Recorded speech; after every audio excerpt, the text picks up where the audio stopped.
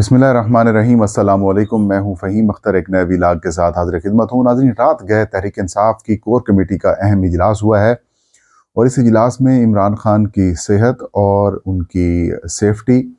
और इमरान खान से मुलाकात से मुतालिक अहम मामलात के ऊपर फैसले किए गए हैं। और दूसरा,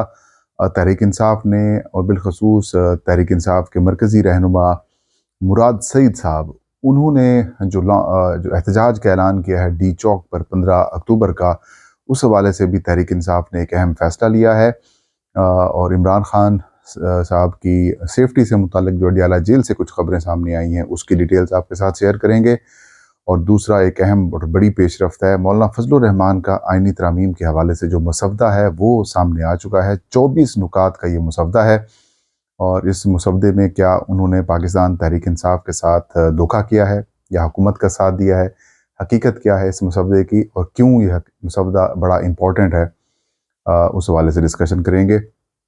आगाज़ में पाकिस्तान तहरीक इंसाफ के बानी चेयरमैन साबिक वज़ीर आज़म इमरान खान, जो कि लगभग एक साल और तकरीबन इसको कह सकते हैं कि तीसरा चौथा महीना शुरू हो चुका है, वो इस वक्त जेल के अंदर मौजूद हैं। इमरान खान साहब का जो कि जेल के अंदर जो स्टेटस है, वो मैं पहले भी कई दफ़ा कह चुका हूँ कि वो कैदी का नहीं है, बल्कि इस वक्त इमरान खान साहब का जो स्टेटस है वो एक हवालाती का है। और हवालाती को हवालात में रखा जाता है, इन्वेस्टिगेशन सेल में रखा जाता है, इंटरोगेशन सेल में रखा जाता है, लेकिन उनको जेल में नहीं रखा जा सकता। लेकिन पाकिस्तान में, क्योंकि आपको पता है माइट इज़ राइट, जिसकी लाठी है उसकी भैंस है, वो कानून नाफिज है। और ताकतवर हल्के हों या फिर हुकूमत हो, ये समझती है कि अगर इमरान खान साहब बाहर आ गए या फिर इमरान खान साहब को ज़मानत मिल गई या इमरान खान को जेल से हमने बाहर उनको लेके आए, तो फिर हुकूमत ख़त्म हो जाएगी। ये जो खौफ है इमरान खान साहब का, वो इनको आड़े आया हुआ है और यही वजह है कि सुप्रीम कोर्ट ऑफ पाकिस्तान के ऊपर भी ये लोग हमलावर हैं, पाकिस्तान के अदालतों के ऊपर भी हमलावर हैं, पाकिस्तान के तमाम इदारों को ये कंट्रोल करके बैठे हुए हैं और तासुर ये दे रहे हैं कि जैसे इनसे बड़ा कोई सियासी रहनुमा भी नहीं है, इनसे बड़ा कोई जमहूरी भी नहीं है और इनसे ज़्यादा अच्छा सियासतदान ही नहीं है। लेकिन ये सारी चीज़ें वक्त के साथ साथ एक्सपोज हो रही हैं। अब जैसे ही इमरान खान की कॉल के ऊपर तहरीक इंसाफ के वर्कर्स बड़ी तादाद के अंदर डी चौक पहुँचे, फिर हुकूमत को बामर मजबूरी पाकिस्तान फ़ौज की खिदमत हासिल करना पड़ी। फ़ौज को रेड जोन इस्लामाबाद की सिक्योरिटी की जिम्मेदारी दे दी गई और ऊपर से SCO कॉन्फ्रेंस आ गई। तो SCO कॉन्फ्रेंस, सिक्योरिटी और फिर जिस अंदाज में तहरीक इंसाफ का जो मार्च था या एहतजाज था, उसे ख़त्म कराया गया या ख़त्म किया गया और 24 से 27 से 29 घंटे तक, जो कि वज़ीर आला खैबर पख्तूनख्वा मंजर आम से बिल्कुल गायब रहे, उसके बाद से लेकर अब तक इमरान खान साहब से मुलाकातों के ऊपर पाबंदी आयद कर दी गई है। शायद आखिरी मुलाकात इंतज़ार पंजोता साहब के साथ हुई थी और इंतज़ार पंजोता साहब भी आज तीसरा से चौथा दिन हो चुका है, वो भी गायब हैं। इमरान खान साहब के वो वकील हैं, वो कभी फ्रंट फुट के ऊपर नहीं आए, वो हमेशा बैक फुट के ऊपर रहते हैं। वो तमाम तर जो पैगाम रसानी होती है वो इमरान खान साहब की इंतज़ार पंजोता साहब के ज़रिए होती है और वो गायब हैं। उनकी समझ नहीं आ रही कि वो कहाँ पर हैं। इस्लामाबाद हाई कोर्ट में इसका मामला टेकअप हुआ है, लेकिन अभी तक उनका कोई सुराग नहीं मिल सका। जाहिर है जो लोग पहले ही आगे पीछे कर रहे हैं पॉलिटिकल बुनियादों के ऊपर, चाहे वो हुकूमती इदारे हों, गैर हुकूमती इदारे हों, जो भी हों, वो सारे इसके अंदर इन्वॉल्व हैं। और ऊपर से केस भी जनाब chief justice Islamabad high court justice Aamir Farooq साहब के पास लगा हुआ है। तो फिर आप समझ लें कि कहानी क्या है।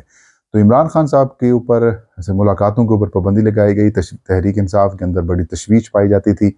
बल्कि अभी भी तहरीक इंसाफ के अंदर ये तशवीश पाई जाती है कि शायद इमरान खान की सेफ्टी से मुतालिक कुछ इशूज़ हैं। इमरान खान की जो दोनों बहनें हैं गिरफ़्तार हैं, उनको जुडिशल कर दिया गया, लेकिन उनको अडियाला जेल के अंदर रखने की बजाय उनको जेहलम के जेल के अंदर जो है वो शिफ्ट कर दिया गया है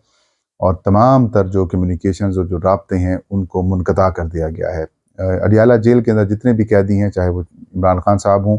हवालाती की सूरत में या फिर जो बाकी कैदी हों, उनके साथ मुलाकातों के ऊपर पाबंदी आयद कर दी गई है। और तहरीक इंसाफ के जो सीनियर रहनुमा हैं जनाब मुराद सईद साहब, जो कि मंजर आम पे नहीं आ रहे, वो ज़ाहिर इमरान खान साहब की हिदायत हैं, क्योंकि इनके बारे में ये तासुर ये है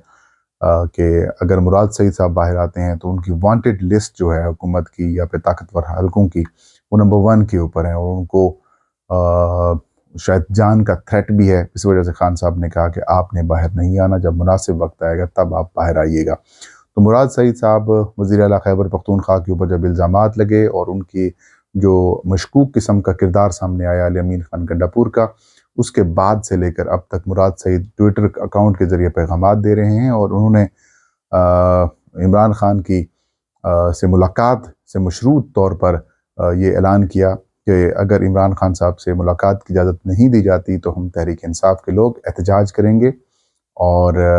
ڈی چوک 15 اکتوبر کو پہنچیں گے۔ اب اس معاملے کے اوپر تحریک انصاف کے اندر بہت ساری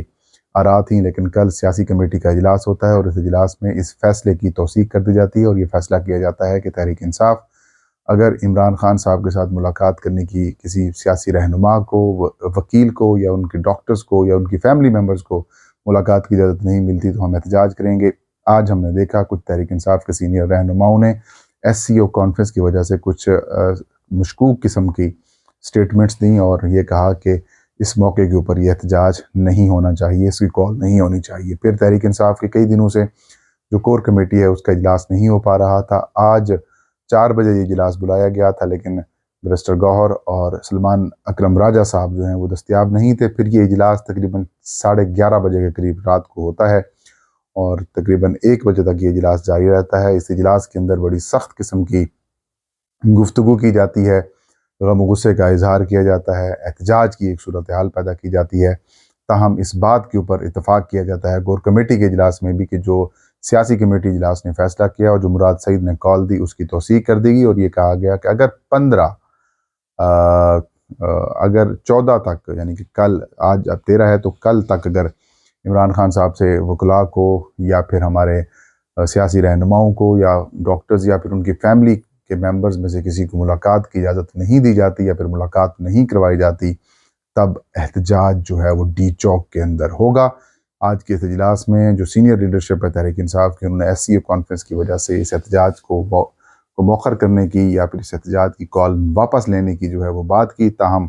تحریک انصاف کے کوئی سینئر رہنماؤں نے کہا کہ جب تک عمران خان صاحب کی سیفٹی کا پتہ نہیں چل جاتا تب تک معاملات بہتر نہیں ہو سکتے اور ہم احتجاج کی کال واپس نہیں لیں گے۔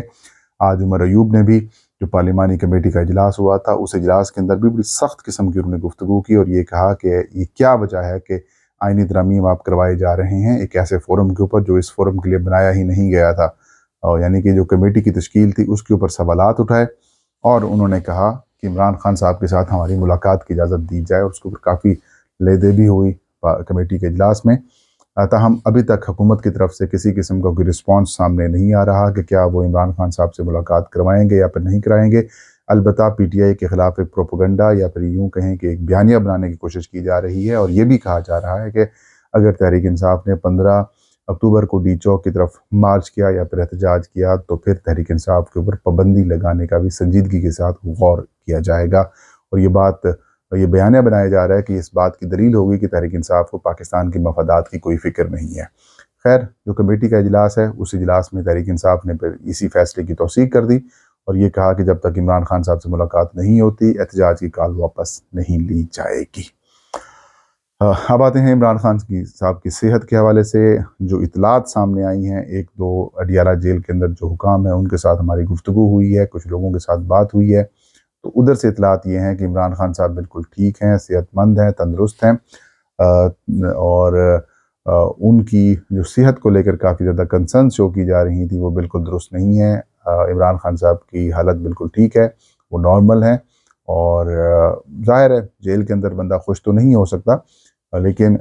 باوجود اس کے وہ کہہ رہے تھے کہ عمران خان از نارمل اور جس طریقے سے پہلے تھے ویسے ہی ہیں۔ تو یہ جو ٹینشن تھی خان صاحب کی صحت، ان کی سیفٹی کے حوالے سے، اس کو دور کر دیا جائے۔ He is fine, he is absolutely okay, Allah انہیں صحت تندرستی دے۔ باتیں ہیں جمعیت علماء اسلام کا جو مسودہ ہے، 24 نکات کے اوپر 8 صفحات کے اوپر مشتمل جو مسودہ ہے، انہوں نے آج حکومت کو، پاکستان تحریک انصاف کو اور پیپلز پارٹی کو فراہم کر دیا ہے۔ اس مسودے کے اندر جب یہ مسودہ سامنے آیا ہے تب سے لے کر اب تک کافی زیادہ تنقید کی جا رہی ہے جمعیت علماء اسلام کے اوپر، مولانا فضل الرحمان کے اوپر،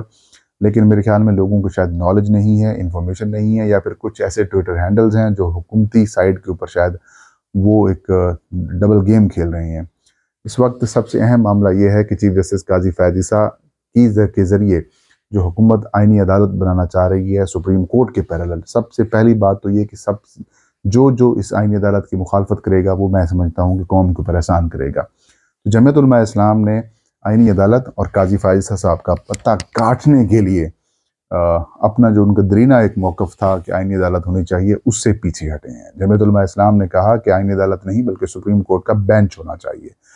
تو یہ it must be appreciated,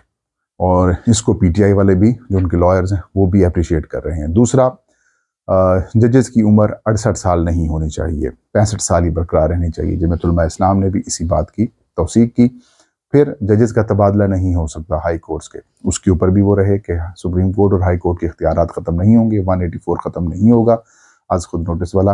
seniority کی بنیاد کے اوپر ججز سپریم کورٹ کا یا پھر چیف جسٹس یا پھر ہائی کورٹ کا چیف جسٹس، سپریم کورٹ کا چیف جسٹس جو ہے وہ بنے گا، اور 18ویں ترمیم کا طریقہ کار انہیں بحال کرنے کی ڈیمانڈ کی۔ جو سب سے اہم معاملہ ہے وہ یہ ہے کہ election commission of Pakistan, chief election commissioner, اس کے جو ممبران ہیں وہ ریٹائرڈ اگر ہو جاتے ہیں تو پھر ادارہ غیر فعال ہو جاتا ہے۔ لیکن یہاں پر جمعیت علماء اسلام نے کہا کہ جب تک نیا چیف الیکشن کمشنر اور ممبران نہیں آتے تب تک جو موجود ہیں عہدیدار وہ ڈے ٹو ڈے افیئرز دیکھتے رہیں گے یا پھر وہ امور کو دیکھتے رہیں گے، بطور سی کام کریں گے۔ ایسا ہی وزیر اعظم کے لیے بھی ہوتا ہے، جب تک نیا وزیر اعظم نہیں آتا تب تک جو پرانا وزیر اعظم ہوتا ہے یا پھر رہتا ہے وہ کرتا رہتا ہے۔ تو اس کو ایک بہتر سینس میں آپ اس کو تو دیکھ سکتے ہیں، لیکن آئینی جو ترمیم گزشتہ ایک آئینی ترمیم ہوئی تھی اور اس کے تحت جس وقت الیکشنز ایکٹ بھی آیا تھا تو اس کے اندر ایک شک شامل کی گئی تھی آئین کے اندر کہ اگر چیف الیکشن کمشنر یا پھر ممبران ریٹائرڈ ہو جاتے ہیں تو 2.5 سال کی پہلے مدت رکھی گئی تھی، پھر 5 سال کر دی گئی تھی۔ تو جو سینئر ممبر ہوگا الیکشن کمیشن کا وہ ایکٹنگ چیف الیکشن کمشنر کے طور پر کام کرے گا۔ لہٰذا میرے خیال میں جمعیت علماء اسلام کی یہ جو تجویز سامنے آئی ہے یہ رد بھی ہو جائے گی اور اس کو ایکسیپٹ بھی نہیں کیا جائے گا، کیونکہ آئین کے اندر پہلے ہی قائم مقام چیف الیکشن کمشنر کا راستہ موجود ہے۔ ایک اور بڑا اور اہم معاملہ سود کے حوالے سے بھی انہوں نے کہا کہ اسلامی نژادی کونسل کی سفارشات کے اوپر بھی قانون سازی کو شامل کیا جائے۔ سود کے خلاف بھی انہوں نے کہا کہ 1 جنوری 2028 سے مکمل طور پر اس کا خاتمہ کیا جائے اور اسلامک مانیٹری پالیسی لائی جائے۔ اس کے علاوہ جمعیت علماء اسلام نے یہ کہا کہ آرمی چیف یا سروسز چیف جو بھی ہیں ان کی ایکسٹینشن کے حوالے سے جو اختیار وزیر اعظم کے پاس حاصل ہے اس کو ختم کر دیا جائے اور اس کی جگہ کے اوپر یہ اختیار پارلیمانی کمیٹی کو دیا جائے، اور پارلیمانی کمیٹیاں جو پارلیمانی کمیٹی ہو سینٹ اور قومی اسمبلی کے ممبران کے اوپر مشتمل ہو اور اپوزیشن اور حکومت کی یکساں نمائندگی ہو، اور یہ جو پارلیمانی کمیٹی ہے یہ پھر ریکمینڈ کرے گی صدر مملکت کو، اور یوں جو وزیر اعظم کا اختیار تھا آرمی چیف کو ایکسٹینشن دینے کا وہ ختم کیا جا رہا ہے۔ تو یہ بھی ایک اچھی بات ہے کہ فرد واحد کا فیصلہ نہیں ہوگا کہ پوری پارلیمان اگر اس کو انڈورس کرے گی یا اس کی کمیٹی انڈورس کرے گی تب جا کر